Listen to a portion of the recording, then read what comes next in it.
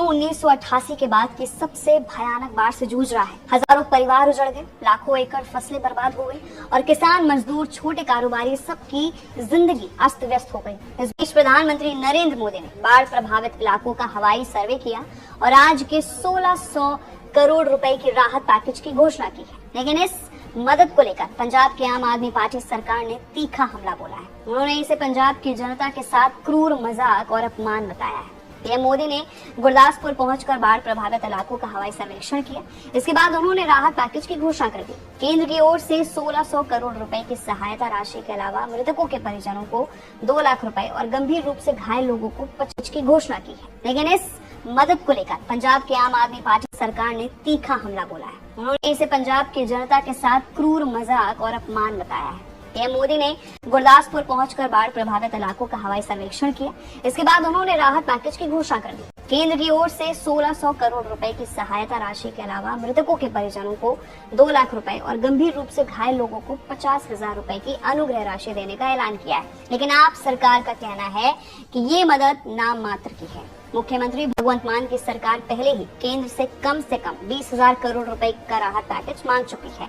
वहीं अब इसको लेकर विपक्ष में राजनीति तेज हो गई है। पंजाब के वित्त मंत्री हरपाल सिंह चीमा ने प्रधानमंत्री की घोषणा को नाकाफी और अपमानजनक करार दिया है। उन्होंने कहा, प्रधानमंत्री की ये यात्रा महज फोटो ऑप थी। हफ्तों तक हमारा राज्य अभूतपूर्व प्राकृतिक आपदा से लड़ता रहा और अब जाकर प्रधानमंत्री ने राहत पैकेज दिया है जो नाम मात्र का है। वहीं उन्होंने आगे भी कहा कि हमारे किसानों, मजदूरों, गरीब लोगों, कारोबार और ढांचागत सुविधाओं को हुए नुकसान हजारों करोड़ रुपए में है और केंद्र सरकार की हिम्मत देखिए, मात्र 1600 करोड़ रुपए की रकम दी गई है। चीमा ने आगे भी कहा कि राज्य सरकार पहले ही किसानों को प्रति एकड़ 20,000 रुपए और मृतकों के परिजनों को 4 लाख रुपए के क्षतिपूर्ति देने का ऐलान कर चुकी है। लेकिन आपदा के बड़े पैमाने को देखते हुए केंद्र की ओर से ठोस और तुरंत मदद जरूरी है।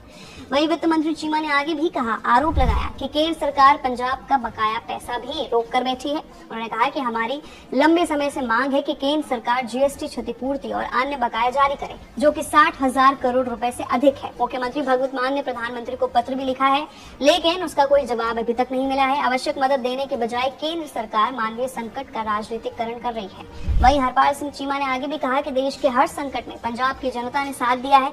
अब हमारी जरूरत के समय हम उम्मीद करते हैं कि केंद्र सरकार भी हमारे साथ खड़ी होगी।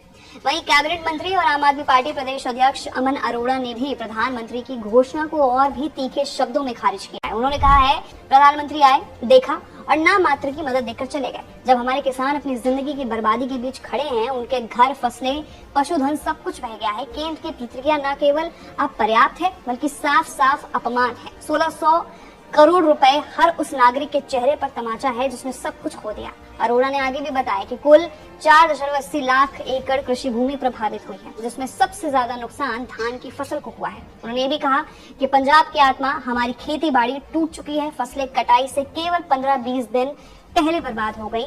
अब दोबारा बुआई का कोई मौका नहीं है। किसानों की पूरी सीजन की आमदनी खत्म हो गई है।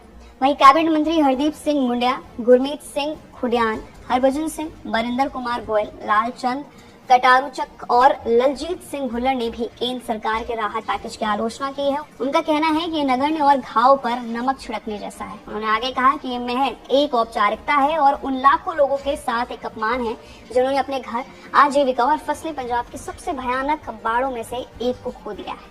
तो फिलहाल के लिए प्रधानमंत्री नरेंद्र मोदी ने बड़ा ऐलान किया है, लेकिन उस ऐलान का विपक्षी पार्टी यानी आम आदमी पार्टी ने जमकर विरोध किया है। तो आपकी क्या राय है इस रिपोर्ट पर? नीचे कमेंट